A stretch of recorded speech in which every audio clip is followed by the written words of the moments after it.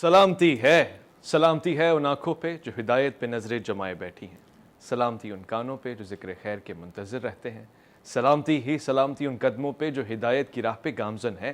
السلام علیکم ورحمۃ اللہ وبرکاتہ۔ تمام تعریفیں خدائے بزرگ و برتر کے لیے جو وحدہ لا شریک ہے، نہ کوئی ثانی ہے، نہ کوئی ہمسر ہے، نہ کوئی مثل ہے، نہ کوئی نظیر ہے۔ درود لا محدود محبوب رب الودود، راحت العاشقین مراد المشتاقین حضرت محمد مصطفیٰ، آپ کی آل پاک، آپ کے جانثار انصار اور اصحاب پر۔ عزیز جان من، خواتین و حضرات، آپ دیکھ رہے ہیں الف لام میم، میں آپ کا میزبان محمد اویس ربانی تہ دل سے آپ کو کہتا ہوں خوش آمدید۔ خوش آمدید بھی کہوں گا اور خوشی کی نوید بھی سناؤں گا، کیونکہ یہ نوید تو اس زبان سے جاری ہوئی ہے جو سب سے معتبر، سب سے معظم ہے۔ ہم 18 ذی الحج کے تسلسل میں بیٹھے ہیں اور آج کا دن ایک خاص اشارہ دیتا ہے اس خطبے کی جانب جس کو ہم آخری خطبہ حجۃ الوداع بھی کہتے ہیں۔ ساتھ ساتھ ہمیں یہ بھی معلوم ہے کہ آج کے دن دین کی کاملیت اور الیوم اکملت لکم دین کے اعزاز سے سرشار ہے۔ آج کے دن اسلام کا ایک بڑا اجتماع ہے جس میں صحابہ کرام جیسی شخصیات ہیں، اور وہ بھی خالصتاً حاجی حجاج کرام، اور پھر ان کی نمائندگی کون کر رہا ہے؟ کائنات کا وہ رسول جو وجہ تخلیق کائنات ہے، جو بہت حسین اور کامل پیغام دے رہا ہے، جس میں نماز کی کاملیت بھی ہے، زکوٰۃ کی کاملیت بھی، اور ہر حکم کے کامل ہو جانے پہ ایک ایسا اعلان بھی ہے جو ہم سب کو متوجہ کرتا ہے، جو عشاق رسول کے دل کی آواز ہے، جو مومنین کی اور اہل بیت عظام سے محبت اور مودت اور الفت کے تقاضے کو بھرپور پیش نظر رکھتے ہوئے اس کے عروج اور آتم درجے کی ترجمانی کرتا ہے۔ میں 18 ذی الحج کے حوالے سے آج گفتگو کرنا چاہتا ہوں۔ یہ غدیر خم آخر ہے کیا؟ یہ تاریخی پس منظر میں کیسے دیکھی جاتی ہے؟ اس میں یہ اعلان کہ من کنت مولا فہذا علی مولا آخر کس معنی میں، کس زاویے میں پرکھنا چاہیے؟ اس کے معنی اور مقاصد کیا ہیں، اور پھر اس سے دین کی کاملیت کا کیا جوڑ ملتا ہے؟ اس سلسلے میں گفتگو کرنے کے لیے میرے پاس انتہائی روشن خیال، روشن فکر، خوش عقیدہ، خوش شکل اور میں کہنا چاہتا ہوں کہ خوش اخلاق شخصیات تشریف فرمائیں کہ جن سے میں بہت کچھ سیکھتا ہوں۔ میں خوش آمدید کرنا چاہتا ہوں مفتی عبدالقادر ہزاروی صاحب کو۔ السلام علیکم ورحمۃ اللہ۔ وعلیکم السلام ورحمۃ اللہ وبرکاتہ۔ ساتھ ساتھ خوش آمدید کہوں گا آج کے ہمارے مہمان، پہلی دفعہ الف لام میم کی اس نشست میں تشریف فرمائے، اور ان سے نجف اور نجف کا ان سے بڑا گہرا تعلق ہے، اور ہمارے لیے اعزاز کی بات ہے اس ایسے شہر سے اور ایسے مقام سے، ایسے مقدس منصب سے آپ جڑے ہوئے ہیں، اور خاص سے آج کے دن آپ کی تشریف آوری ہمارے لیے رحمتوں کا باعث ہے۔ علامہ حیات عباس صاحب، السلام علیکم۔ السلام علیکم، خیریت سے ہیں؟ بہت شکریہ، جزاک اللہ کہ آپ نے مدعو کیا۔ مفتی صاحب، تاریخی پس منظر میں دیکھنا چاہتا ہوں، یہ خطبہ حجۃ الوداع، غدیر خم، مسلمانوں کا اجتماع اور رسول کا یہ اعلان کرنا کہ جس کا میں مولا ہوں اس کا علی مولا ہے، یہ کیا ہے؟ بسم اللہ الرحمن الرحیم۔ والسابقون الاولون من المہاجرین والانصار آمنت باللہ صدق اللہ مولانا العظیم صلی اللہ علی النبی الامی رؤوف الرحیم۔ بہت شکریہ جناب محمد اویس ربانی صاحب، بلا شبہ جس عنوان کی طرف آپ نے آج نشاندہی کی اور جس کو منتخب کیا گیا، یہ ایک بڑا عظیم عنوان ہے۔ اس کا پس منظر اگر آپ تاریخی روایات سے پوچھیں اور احادیث کی روح سے، تو اس کا پس منظر یہ ہے کہ نبی کریم علیہ السلام نے سیدنا علی المرتضیٰ رضی اللہ تعالیٰ عنہ کو یمن کی جانب ایک لشکر دے کر بھیجا۔ جی، آپ یمن میں گئے اور وہاں آپ نے جہاد کیا، اور اس کے بعد پھر سیدھے 10 ہجری میں آپ مکۃ المکرمہ کی طرف چلے، اور آپ علیہ السلام مدینۃ المنورہ سے جو ہے وہ تقریباً 1 لاکھ کے لگ بھگ لوگوں کو لے کر حجۃ الوداع کے لیے نکلے۔ سبحان اللہ۔ میدان عرفات کے اندر حج کا عظیم رکن ادا ہوا۔ وہاں پر مولا کائنات رضی اللہ تعالیٰ عنہ کے متعلق ایک بات کہی بریدہ بن حسیب نے، اچھا، اور انہوں نے یہ بات کہی کہ جہاد کے دوران مولا کائنات نے رویہ ہمارے ساتھ سخت رکھا ہے، اللہ، اور میں سمجھتا ہوں کہ ایک کمانڈر کا رویہ اپنی فوج کے ساتھ فوجی معاملات میں سخت ہونا، یہ ایک اخلاقی بھی ہے اور شرعی بھی ہے۔ صحیح۔ اس دوران انہوں نے کچھ کپڑے مانگے کہ ہمیں کوئی مال غنیمت سے کپڑے دیے جائیں جس کو ہم احرام باندھیں، 2 چادریں دی جائیں۔ تو ظاہر مال غنیمت، پھر اس میں سے خمس نکالنا، تمام چیزیں ایک طریقہ کار ہوتا تھا، اور وہ آپ علیہ السلام خود تقسیم فرمایا کرتے تھے۔ مولا کائنات نے منع فرما دیا۔ اچھا، حج کے موقع پر جب آپ علیہ السلام سے یہ شکایت کی گئی تو حدیث کے اندر آتا ہے کہ آپ علیہ السلام کے چہرے کا رنگ متغیر ہو گیا۔ اللہ، اور اور میں یہ آپ کو بتاؤں کہ آپ علیہ السلام کا چہرے کا رنگ جب بدلتا تھا تو وہ کسی عظیم چیز کی وجہ سے بدلتا تھا جو آپ علیہ السلام کو ناگوار گزرتا تھا۔ یہ آپ کو اچھا نہیں لگا۔ خیر حج کے ارکان ادا ہوئے، ادا ہونے کے بعد واپس جب یہ قافلہ پلٹتا ہے، محمد اویس ربانی صاحب اس قافلے کو سورہ عادیات اپنے انداز میں بیان کرتی ہے، وَالْعَادِيَاتُ ضَبْحًا فَالْمُورِيَاتِ قَدْحًا فَالْمُغِيرَاتِ صُبْحًا۔ کچھ لوگوں نے کہا ہے کہ اس میں جہاد کا ذکر ہے، اور کچھ نے کہا ہے کہ یہ حجاج کرام کی اونٹنیوں کی جو ٹھاپ تھی یا ان کے چلنے کا یا کھروں کو ٹکرانے کا تھا، یہ وہ منظر ہے۔ جب یہ قافلہ حجۃ الوداع حد ادا کرنے کے بعد واپس پلٹتا ہے تو مکہ اور مدینہ کے درمیان ایک جگہ ہے جسے غدیر خم کہا جاتا ہے۔ یہ جوفہ سے تقریباً 2 میل کے فاصلے پر ہے، اور یہ عرب شریف کا وہ مرکزی علاقہ ہے جہاں سے حجاج کرام مختلف علاقوں سے آئے تھے، حضور علیہ السلام کی معیت میں حج ادا کیا۔ اب انہوں نے یہاں سے اپنے اپنے وطن، اپنے اپنے علاقوں، اپنی اپنی دیہاتوں کو، اپنی اپنی جگہوں کو منتشر ہونا تھا۔ اور آپ علیہ السلام کی عادت مبارکہ ہوتی تھی، جب آپ کوئی بڑا اعلان کرتے تھے تو کہا جاتا تھا الصلاۃ جامعۃ۔ یہ اعلان ہوا اور آپ علیہ السلام پر سایہ دار چادر کی گئی، آپ علیہ السلام غدیر خم کے مقام پر کھڑے ہوئے، اور آپ علیہ السلام مولا کائنات پر لگنے والی شکایات کو کس انداز سے دور فرما رہے ہیں کہ اللہ کی حمد و ثنا بیان کرتے ہیں، اور حمد و ثنا بیان کرنے کے بعد فرماتے ہیں، ترمذی شریف کی روایت ہے، زید بن ارکم سے ہے، فرماتے ہیں من کنت مولا ہو فعلی مولا ہو، فرمایا کہ جس کا میں مددگار ہوں اس کے مددگار علی ہیں۔ سیدنا عمر بن خطاب رضی اللہ تعالی عنہ ارشاد فرماتے ہیں کہ جس دن آپ علیہ السلام نے یہ اعلان فرمایا نا، جب صبح کا دن ہوا تو ہم نے دیکھا مولا کائنات ہر مسلمان مرد اور ہر مسلمان عورت کے ہاں محبوب ہو گئے۔ اب مولا کے معنی کتنے ہیں یہ میں آپ کے گزارش کر دوں۔ المولا، مولا کہتے ہیں المالک کو، مالک کو کہتے ہیں العبد، الموتق، الموتق، الصاحب، القریب، الجار، الحلیف، ابن العم، النزیل، الشریک، ابن الاخت، الولی، الرب، الناصر، المنعم، المحب، التابع، السحر۔ یہ سب مولا کے معنی، یہ سب مولا کے معنی ہیں جو کہ لغت سے میں نے علامہ افریقی کی کتاب سے اسکرین شاٹ لے کے میں نے عوام کے سامنے رکھے۔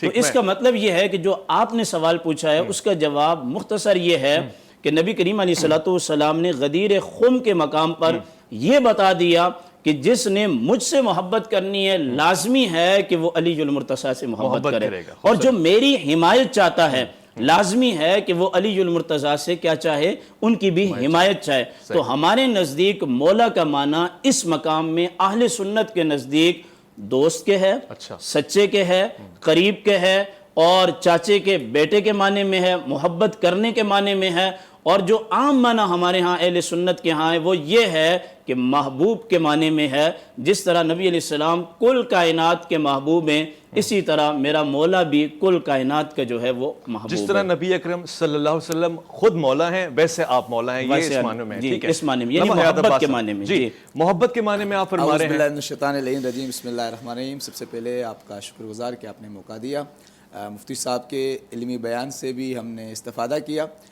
دیکھیں، سب سے پہلی بات یہ کہ میں یہ عرض کروں کہ رسول خدا صلی اللہ علیہ وآلہ وسلم نے فقط یہی مقام نہیں ہے جہاں امیر المومنین کی ولایت کا اعلان کیا ہے۔ اچھا، ولایت جیسے آقا صاحب جانتے ہیں عربی ادب میں یعنی بعد میں پیچھے آنے والی چیز، جو میرے بعد میرے امور کو علی سنبھالیں گے، فقط اس مقام پہ اعلان نہیں کیا، بلکہ دعوت ذی الشیرہ سے لے کر دعوت ذی الشیرہ پہ آپ نے کہا کہ جو شخص بھی میری مدد کرے گا، میری مدد کا وعدہ کرے گا، وہ میرے بعد میرا ولی ہوگا، میرا جانشین ہوگا۔ اچھا، ٹھیک ہے، سوائے امیر المومنین کے وہاں پر کسی شخص نے بھی مدد کا وعدہ نہیں کیا تھا۔ حالانکہ جتنے بھی لوگ کھانے پہ بلائے گئے تھے عشیرہ میں سے، رسول خدا کے قبیلے میں سے، رسول خدا کے خاندان میں سے سب سے کم عمر امیر المومنین امام المتقین علی بن ابی طالب تھے۔ وہاں پہ انہوں نے وعدہ کیا، اور وعدے کے بعد جب رسول خدا نے کہا کہ یا علی آپ میرے بعد میرے جانشین ہوں گے، تو اس وقت ابو لہب نے، جو کہ رسول خدا کے چچا تھے، حضرت ابو طالب کو تانا دیا تھا کہ ابو طالب آج تک تو فقط بھتیجے کی بات مانتے تھے، اب بیٹے کی بھی ماننا۔ تو یعنی وہاں سے پھر آپ کے سامنے شب ہجرت ہے، ہجرت کے بستر پر رسول خدا صلی اللہ علیہ وآلہ وسلم کے حکم سونے والے خود امیر المومنین نے، جیسے انہوں نے لفظ محبوب کی بات کی تو اس محبوب سے میں آپ کو لے کے چلتا ہوں خیبر کی طرف. اچھا. تو خیبر میں رسول خدا نے اعلان کیا تھا کہ کل میں علم اس کو دوں گا جو اللہ کے ہاں بھی محبوب ہوگا, میرے ہاں محبوب ہوگا, اور ہم اس کے ہاں محبوب ہوں گے. تو وہ محبوب تو وہاں پہ قرار پائے تھے. ہمارا یہ ماننا ہے کہ جب سورہ مبارک مائدہ کی یہ آیت نازل ہوئی, بسم اللہ الرحمن الرحیم, یا ایھا الرسول بلغ, اے رسول پہنچا دیجئے. کیا پہنچا دیجئے؟ وہ چیز پہنچا دیجئے ما انزل الیک من ربک, جو چیز آپ کے پر نازل ہو چکی ہے اپنے پروردگار کی طرف سے. دیکھیں یہ مزاج قرآن ہے کہ وہ رسول خدا صلی اللہ علیہ وآلہ وسلم جنہیں کہیں پر یا ایھا المزمل کہہ کے پکارا, کہیں پہ یا ایھا المدثر کہہ کے پکارا, کہیں طٰہٰ کہا, کہیں یاسین کہا, کہیں رحمت للعالمین کہا. یہاں پر خداوند عالم لفظ رسول کہہ رہا ہے, یعنی رسول ان کا عہدہ ہے, مزمل ان کا لقب ہے, مدثر ان کا لقب ہے, طٰہٰ ان کا لقب ہے, رسول ان کا عہدہ ہے. یعنی ان کو ایک عہدے کی طرف اشارہ دیا جا رہا ہے کہ جو آپ کی ذمہ داری ہے اسے پورا کیجیے. خطبہ غدیر میں بار بار رسول خدا صلی اللہ علیہ وآلہ وسلم نے مسلمانوں سے مخاطب ہو کے کہا ہے کہ مسلمانوں, میں نے اپنی ذمہ داری کو پورا کیا, میں نے تمہیں نماز کا حکم دیا, میں نے تمہیں روزے کا حکم دیا, میں نے تمہیں حج کا حکم دیا, میں نے تمہیں عمرے کا حکم دیا. اس طریقے سے بار بار جبرائیل مجھے کہہ رہا ہے کہ جس طریقے سے تمام نبی اس دنیا سے اٹھائے گئے مجھے بھی اٹھایا جائے گا, مجھے بھی اس دنیا سے چلے جانا ہے. مجھے حکم ہے کہ اپنے بعد کسی کو جانشین قرار دوں.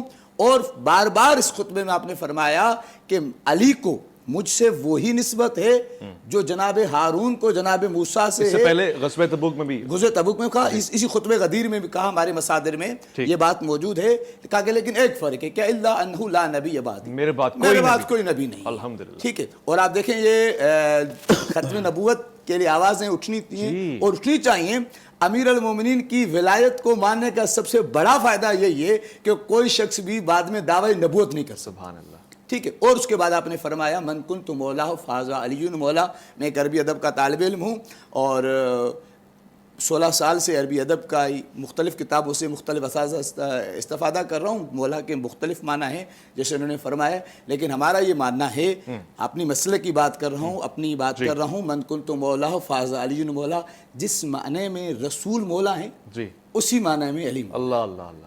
اور اسی طریقے سے سورہ مبارک مائدہ کی آیت نمبر 55 گواہ ہے, بسم اللہ الرحمن الرحیم, انما ولیکم اللہ, تمہارا ولی اللہ ہے, تمہارا ولی رسول ہے, اور تمہارے ولی وہ ایمان والے ہیں جو حالت رکوع میں زکوٰۃ دیتے ہیں.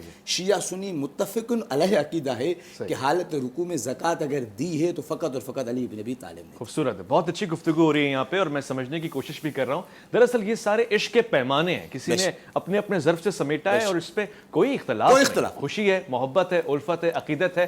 بات تو عمل کے تقاضے پہ آئے گی تو اچھا سوال کھڑا ہوگا. لوٹ کر آئیں گے, مزید سمجھنے کی کوشش کریں گے ان معنوں کو, ان مفہوم کو. الف لام میم میں آپ کا انتظار رہے گا.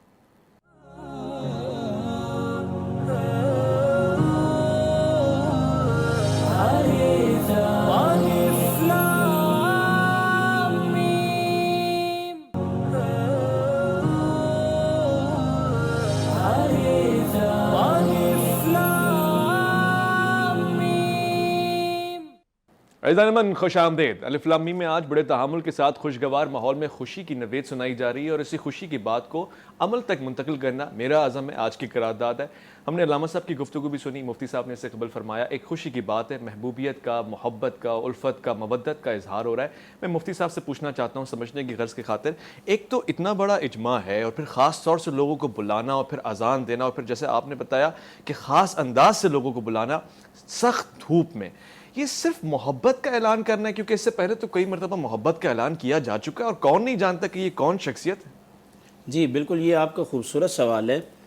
اس کا جواب کسی حد تک میں دے بھی چکا ہوں کہ مولا کائنات کے بارے میں یہ جو فرمایا گیا یہ ایک صحابی کی شکایت کا ری ایکشن تھا. یہ بات تو میں نے واضح کر دی, ایک بات.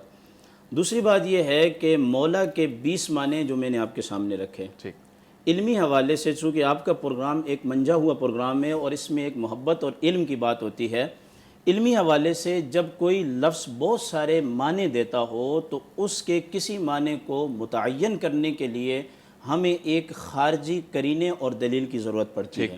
ٹھیک ہے, 20 معنی جو میں نے آپ کو گنوائے ہیں ان میں سے کوئی معنی بھی نہ اشارتاً اور نہ صریحاً خلافت پر دلالت نہیں کرتا ہے. ولایت پہ کرتا ہے؟ ولایت پہ کرتا ہے, خلافت پہ دلالت نہیں کرتا. ولایت پہ کرتا ہے. مولا علی ولی نہیں ہوں گے تو کون ہوں گے؟ صحیح ہے. ٹھیک ہے. ایک بات جو بڑے آداب کے ساتھ علامہ صاحب نے فرمائی ہے, ہارون علیہ السلام کی حدیث کو پیش کیا گیا, اور میں یہ سمجھتا ہوں کہ میرے ائمہ کی کتب میں یہ حدیث موجود ہے. تو اگر اسی بات کو لیا جائے, اسی نظریے کو لیا جائے کہ نبی علیہ السلام نے مدینہ میں ایک موقع پر مولا کائنات کو حاکم مقرر کیا, تو عبداللہ ابن ام مکتوم کو بھی مقرر کیا تھا, کیا انہیں بھی خلیفہ مانیں گے؟ سیدنا ابو بکر صدیق کے پیچھے نبی علیہ السلام نے مرض الموت میں 17 نمازیں پڑھی ہیں. کیا نہیں سنیں, میں نے آپ کی گفتگو تحمل سے سنی. دیکھیں میں آپ سے یہ سوال پوچھ لوں گا, مگر وہ کہہ رہے ہیں اس روایت کو تسلیم نہیں, تحمل سے آپ سنیں گے. دیکھیں میں نے آپ کی گفتگو سر نیچے کر کے سنی ہے. 17 نمازیں پڑھی. اسی طرح نبی کریم علیہ السلام کی سلسلہ اولاد کے اندر حضرت حسن مثنیٰ سے پوچھا گیا کہ آپ یہ بتائیں کہ مولا کا معنی خلافت ہے. تو حسن مثنیٰ جو کہ امام حسن پاک کے صاحبزادے ہیں, انہوں نے کیا جواب دیا؟ انہوں نے فرمایا, یہ شیعہ کی کتب میں بھی بات موجود ہے. انہوں نے فرمایا اگر یہاں معنی خلافت کا ہوتا تو پھر آپ علیہ السلام یہ ارشاد فرماتے کہ علی تمہارا خلیفہ ہے, والن ہے, تمہارا خلیفہ ہے, اور تم کیا کرو؟ فاسمعوا, علی کی بات کو سنو, وَأَطِيعُوا, اور تم علی کی کیا کرو؟ اطاعت کرو, اگر خلیفہ کا معنی ہوتا. ایک بات.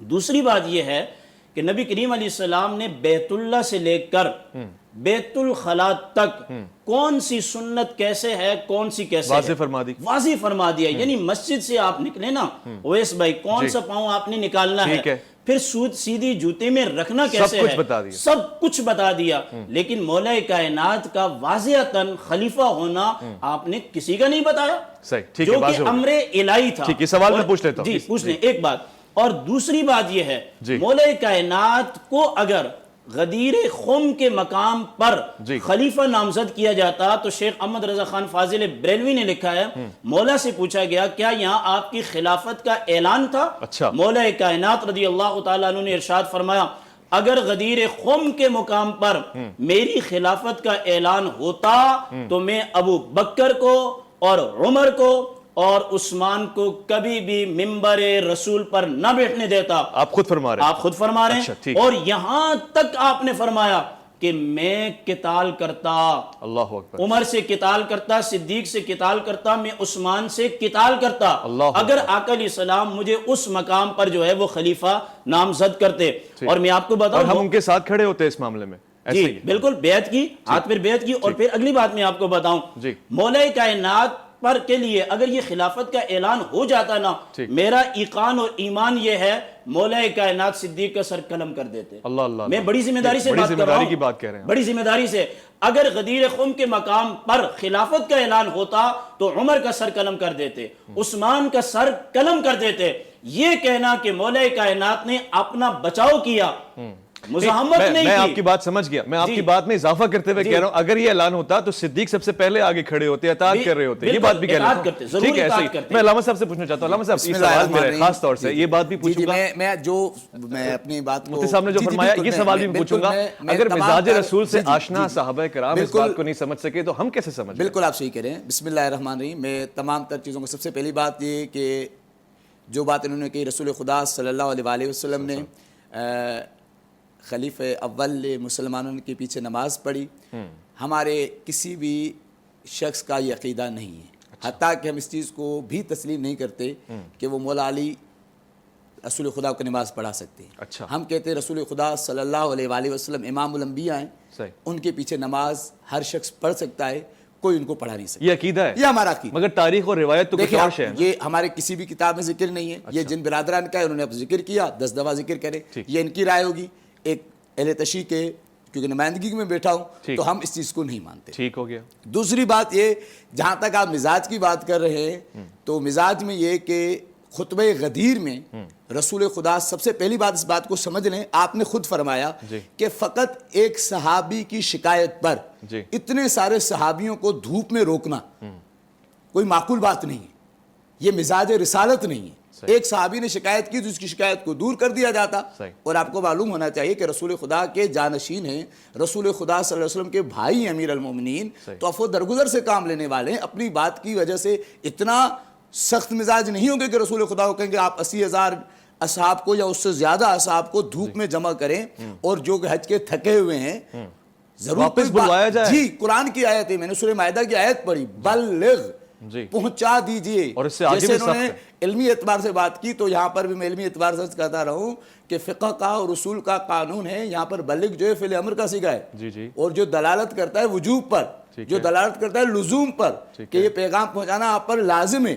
اور یہ پیغام جب آپ پہنچائیں گے نا, یہ جو آپ کہہ رہے ہیں مزاج سے لوگ آشنا ہیں, ان کے لیے اس آیت کو اگر پورا پڑھیں, واللہ یعصمک من الناس, اللہ بچائے گا, یہ اللہ بچائے گا. یعنی یہ پیغام اتنا سخت ہے کہ جو لوگ امیدیں باندھ کے بیٹھے ہوئے ہیں, جو لوگ اس امید پر ہیں کہ آپ کے بعد, دیکھ میں بات کو پورا کروں نا, میری بات کو پورا ہونا, جی بالکل مختصر میں ٹائم زیادہ نہیں لوں گا.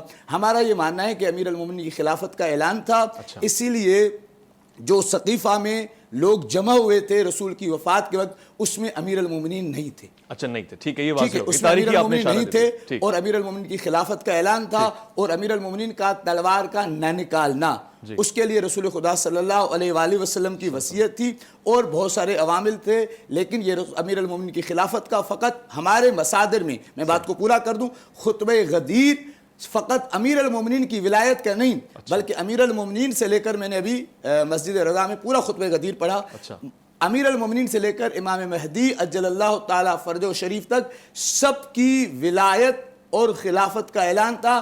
رسول خدا نے اس خطبہ غدیر میں یہ کہا کہ میرے بعد علی ہیں, اور اس کے بعد ان کی ذریت میں امامت رہے گی روز قیامت تک. یہ ہمارا ماننا ہے, یہ ہمارا, یہ ان کا بھی ماننا ہے, امامت کے لیے ماننا ہے, ولایت کے لیے ماننا ہے, خلافت کے حوالے سے, خلافت کے لیے نہیں. ہمارا یہ ماننا ہے کہ آپ سوال میں پوچھ لو, چھوٹا سا سوال ہے کیونکہ وقت ہے. وہ سوال یہ تھا کہ یہ اور میں اور ہم سب اس بات پہ اتفاق کرتے ہیں کہ ولایت ہے, اور ولایت کا اظہار ہو رہا ہے, محبت کا اظہار ہو رہا ہے. ہم وہ سمجھنا چاہ رہے ہیں کہ واضح الفاظ میں خلیفہ, سنیے گا نا, واضح الفاظ میں خلیفہ نہ کہنے کی کوئی وجہ اگر آپ جسے کہہ رہے ہیں کہ خلافت کی طرف اشارہ اور محبت کی بات ہو رہی ہے. بالکل, میں آپ کو عرض کر رہا ہوں کہ آپ بتائیں کہ یہ کیا بات تھی جس کی وجہ سے یہ کہا جائے واللہ یعصمک من الناس, وہ کون سی وجہ تھی کہ لوگ, سوال یہ ہے, اتنے لوگوں کو روکا گیا, جی جی بالکل ٹھیک ہے, حضور یہ بھی جانتے تھے میرے بعد کیا معاملات, بالکل صحیح, واضح طور پر حضرت علی رضی اللہ تعالیٰ عنہ کی ہاتھ پر بیعت کیوں نہیں لی گئی؟ ہمارے عقیدے کے مطابق ہے کہ رسول خدا نے 3 دن تک بیعت لیے, اور مسلمانوں سے کہا ہے کہ علی کو امیر المومنین کہہ کے سلام کرو. ٹھیک ہے, ہمارے مصادر میں یہ موجود ہے. امیر المومنین کو بخن کہہ کے مبارکباد دو, اور امیر المومنین خیمہ لگا کے, آپ کی کتابوں میں یہ بات موجود ہے کہ غدیر خم پر خلافت کا وعدہ لیا گیا. یہ آپ تکیے سے ہٹتے ہوئے بات بالکل حرفن میں کہہ سکتا ہوں, وہ وعدہ ہو گیا. اچھا, میں خوبصورت ماحول اتنا پیارا ہے, ہم تو خوشی کو سیلیبریٹ کرنے کے لیے بیٹھے ہیں, اور ہمارے لیے تو عزت کی بات ہے. بات ساری ہے, میں اس کو سمجھنا چاہ رہا ہوں مفتی صاحب, یہ بات ہمارے لیے لڑائی کا باعث نہیں, محبت اور اتفاق کا باعث ہے. کیا رسول خدا نے کبھی کسی اور صحابی محترم کے لیے مولا کا لفظ استعمال کیا, امیر المومنین کا لفظ استعمال کیا؟ یہ پوچھنا چاہتا ہوں. اب آپ تعامل سے بات سنیے گا. نبی کریم علیہ الصلوۃ والسلام نے حضرت زید سے فرمایا آپ ہمارے مولا ہیں. کون فرما رہے ہیں؟ آقا کریم علیہ الصلوۃ والسلام. اور شیخ احمد رضا خان فاضل بریلوی لکھتے ہیں کہ حضرت زید اتنے وجد میں آئے نا کہ وہ ایک ٹانگ اٹھا کر انہوں نے وجد کیا. میں رقص استعمال نہیں کروں گا, یہ وجہ آپ کے پچھلے ایک پروگرام میں نے کہا صحابہ پر بھی وجد طاری ہوا ہے, اتنے وجد میں آئے. حضرت زید جو ہیں وہ آقا علیہ السلام کے غلام ہیں, اور آپ علیہ السلام انہیں مولا کہہ رہے ہیں. اگر یہی مان لیا جائے کہ مولا کا معنی خلیفہ ہے, تو پھر معاذ اللہ معنی یہ ہوتا ہے کہ حضرت زید جو ہیں وہ سرکار کے کیا ہو گئے, خلیفہ ہو گئے. ہرگز یہ نہیں ہے. جب تک واضحتاً کوئی بات شریعت مطالعہ میں نہیں ہوگی, انکار کرنے سے کچھ نہیں ہوگا. اور میں نے اپنی گفتگو میں امام حسن مسنہ کی جو بات کی ہے اس کا جواب ابھی تک حضرت میں لے لیتا ہوں, میں جواب لے لیتا ہوں. لیکن مجھے خوشی ہے, بہت ہی تحمل کے ساتھ ہم محبتوں کا ذکر کر رہے ہیں, اور ہم اس بات پہ اتفاق کرتے ہیں, ناقدین کے لیے عرض کر رہا ہوں کہ آج کے دن 18 ذی الحج کے زاویے میں ہم حضرت علی کو مولا تسلیم کرتے ہیں. اس سے قبل بھی, اس کے بعد بھی محبت میں, الفت میں, ولایت میں, امامت میں آپ کا کوئی ثانی نہیں ہے, اور آپ کو جو رشتہ حاصل ہے وہ تو لازوال ہے, بے مثل ہے. اس میں محبت ہی محبت, اختلاف نہیں, اور ہم اس بات پہ جمع بھی ہو رہے ہیں. ایک مختصر سا وقفہ ہے, لوٹ کر آئیں گے, مزید سوال پوچھیں گے, الف لام میم میں آپ کا انتظار رہے گا.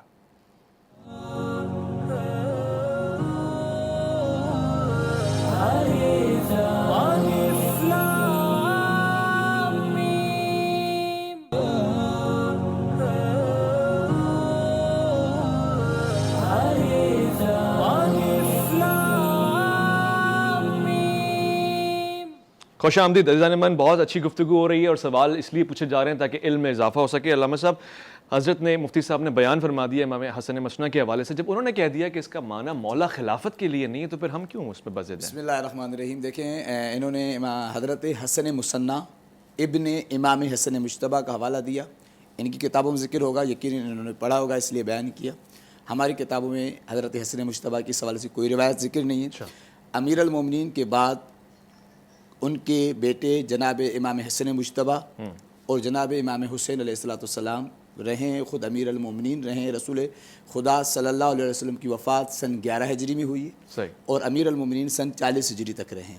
کتاب مختلف کتابوں میں، کافی میں، من لا یزول الفقی، استفسار میں، تہذیب میں، احتجاج طبرسی میں امیر المومنین کے کئی احتجاجات موجود ہیں۔ سب سے بڑا امیر المومنین کا احتجاج اس وقت موجود ہے جب دوسری خلافت کے بعد ایک شورا بنائی گئی اور شورا میں امیر المومنین کا نام بھی ڈالا گیا تھا، اور اس شورا کے ذریعے سے جب امیر المومنین کو اس حق سے جو ان کا حق تھا ہمارے مطابق، ہمارے مسلک کے مطابق، ہمارے عقیدے کے مطابق، اس حق سے جب انہیں شورا کے ذریعے سے محروم کیا گیا، مولا نے پورے کا پورا احتجاج کیا ہے جو 100 سے زیادہ جملوں پر محیط ہے۔ مولا نے سب سے کہا کہ میں تمہیں خدا کی قسم دے کے کہتا ہوں جو میں پوچھ رہا ہوں وہ سچ ہے تو میری تصدیق کرنا۔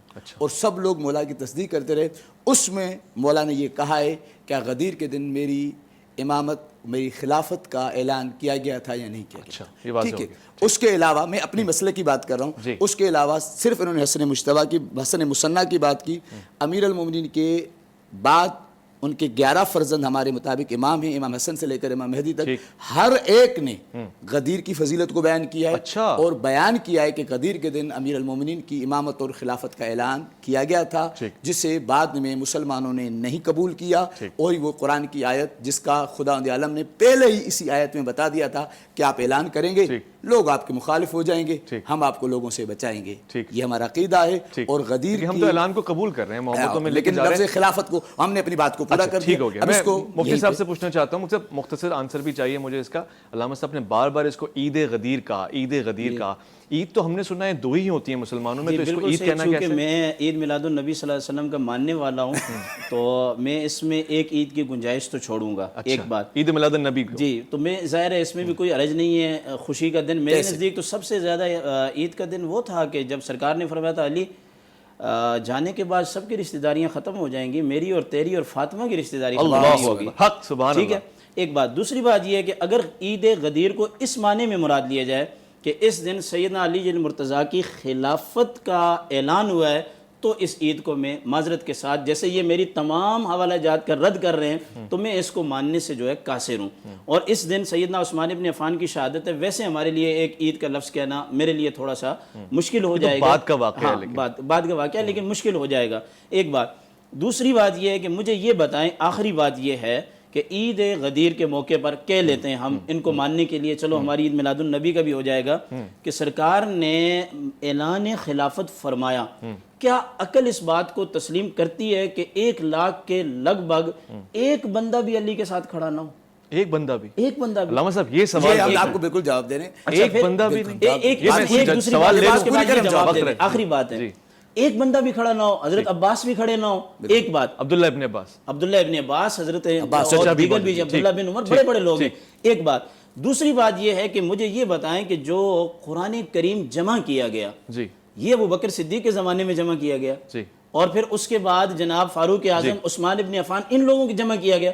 اگر ہم یہ کہتے ہیں کہ غدیر خم کے مقام پر مولا کائنات کی خلافت کا اعلان ہوا اور صحابہ کرام نے تسلیم نہیں کیا، تو اس کا مقصد یہ ہے کہ رسول کے حکم کی عدولی کی۔ میں یہ سوال بنا رہا ہوں، ایک منٹ بات سمجھنے کی کوشش کریں، بات آپ کو سمجھ میں آ گئی؟ جب ہم یہ بات مان لیتے ہیں قضیہ کلیہ کہ صحابہ کرام نے مولا کائنات کی خلافت کا انکار کر دیا، پھر ان صحابہ کا جمع کیا ہوا قرآن ہم کیسے نماز میں پڑھ سکتے ہیں؟ ٹھیک ہے، سوال میں پوچھ لیتا ہوں، سوال وہ یہ کہ ایک بندہ بھی نہیں نہیں تھا؟ میں آپ کو یہ ان کا عقیدہ ایک بندہ نہیں تھا. ہمارا عقیدہ ہے کہ جناب ابو ذر تھے.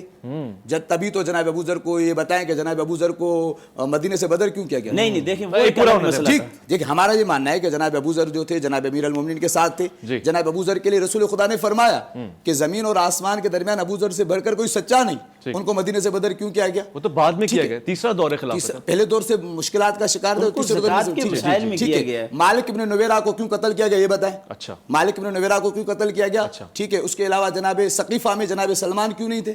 ثقیفہ میں جناب مقداد کیوں نہیں تھے؟ ثقیفہ میں جناب عمار کیوں نہیں تھے؟ ان لوگوں کی بیعت ثابت کر دیں. ہاں زبردستی بیعت ثابت ہے کہ جناب عمار کو گھسیٹ کے لایا گیا, ان سے بیعت کروائی گئی, وہ ایک الگ مسئلہ ہے. جس طریقے سے خوشی اختلافی موضوع سے میں آپ قرض کر رہا ہوں, میں آپ کو بات محبت کے جملے میں محبت کی بات کروں. جس طریقے سے محبت کے جملے, بس آخری پیغام کیا ہم کیسے عمل کریں کہ اگر امت, جیسے انہوں نے قرآن والی بات کی, میں اس بات کا جواب دوں. قرآن والی بات اس لیے ہم تسلیم کرتے ہیں کہ جب کبھی بھی چاہے پہلی خلافت ہو, چاہے دوسری خلافت ہو, چاہے تیسری خلافت ہو, جب کبھی بھی ان پر دینی اور علمی لحاظ سے مشکل وقت آتا تھا, یہ امیر المومنین کے دروازے پر آتے تھے. تبھی کئی مرتبہ خلیفہ دوم حضرت عمر ابن خطاب نے کہا لولا علی لہلک العمر, اگر عمر علی نہ ہوتے تو میں ہلاک ہو جاتا, اور کہا کہ مجھے اس وقت تک زندہ نہیں رکھنا جب علی میری مشکل کو حل کرے. یہ بالکل صحیح روایت ہے. ہاں یا نہ میں بتا دیں اگلی بات. یہ ہلاکت والی تو صحیح روایت ہے, لیکن میں ایک بات واضح طور پہ کہہ دوں کہ میں 30 پاروں کو قرآن مانتا ہوں اللہ کے نبی کی وجہ سے, بس کسی اور کی وجہ سے نہیں. اچھا میں چاہتا ہوں حضرت علی کے اوپر مفتی صاحب کوئی شعر اگر آپ سنا دیں تو میرا پروگرام پورا ہو جائے. میں خوشی کی نوید سنا کے اٹھوں گا کہ ہماری محبت, اہل سنت کی محبت, اہل تشیع کی محبت سب یکجا ہے حضرت علی کرم اللہ وجہہ. علی کے متعلق شعر کیا, میں نبی کی حدیث سنا دیتا ہوں. اللہ اللہ سبحان اللہ. میرے آقا علیہ الصلوۃ والسلام نے ارشاد فرمایا کہ علی کے چہرے کو دیکھنا ہی عبادت ہے. مجھے تو جو علی علی کرتا ہے مجھے اچھا لگتا ہے. آپ ہی ہم آخری جملہ اسی بات کو مکمل کرتے ہیں کہ مسند احمد بن حنبل میں بھی ہے اور ہمارے مصادر میں بھی ہے. علامہ مجلسی میں لکھا, وقت نہیں, میں نے اور ریفرنس میں ذکر کر دیتا کہ حضرت ابوبکر ایک دن جو ہے وہ رسول خدا صلی اللہ علیہ وسلم گھر تشریف لے گئے. حضرت عائشہ بھی موجود تھیں, امیر المومنین موجود تھے کہ وہ جناب امیر المومنین کو بار بار دیکھے جا رہے تھے. تو حضرت عائشہ نے کہا کہ آپ بار بار انہیں دیکھے جا رہے ہیں, کہا کہ میں رسول خدا صلی اللہ علیہ وسلم کے مطابق عبادت کر رہا ہوں کہ انہوں نے فرمایا ہے علی کے چہرے کو دیکھنا بھی بات ہے, آپ کا ذکر بھی بات. ایک بچے کا نام محمد علی, دوسرے کا محمد عمر, اور تیسرے کا محمد عثمان. سلامت رہیں. یہ پاکستان ہے, یہی محبت ہے, اور ہم سب اجماع رکھتے ہیں. ہم صحابہ کرام کی عزت کرنا جانتے ہیں, اہل بیت کے لیے جان لٹانا جانتے ہیں, اور ان کی اس عقیدت کو کبھی قربان نہیں کر سکتے, خاص طور سے فرقوں میں بٹ کے نہیں کر سکتے. یہ فرقوں سے بالا تر چیز ہے. میں بہت شکر گزار ہوں مفتی عبدالقادر ہزاروی صاحب کا, علامہ حیات عباس صاحب کا, اور خواتین و حضرات آپ کا. آخری درخواست کروں گا, آپ نے دیکھا کتنے اچھے ماحول میں علماء نے گفتگو کی, حسین گلدستے تھے. کبھی بھی اس گفتگو کا مطلب لڑائی جھگڑا تصادم اشتعال انگیزی اور یہ بات مت نکالیے گا کہ میرا مولوی اور تیرا مسلک. یہ ہم سب کا اجماع ہے, اور حضرت علی کی ذات سے اگر آپ دور ہوئے تو آپ کچھ بھی نہیں بچا سکتے, کچھ بھی نہیں پا سکتے. اپنا خیال رکھیے گا, اپنے سے بڑھ کے خیال رکھیے گا ملک پاکستان کا, اللہ کے فرمان کا. اللہ کی امان.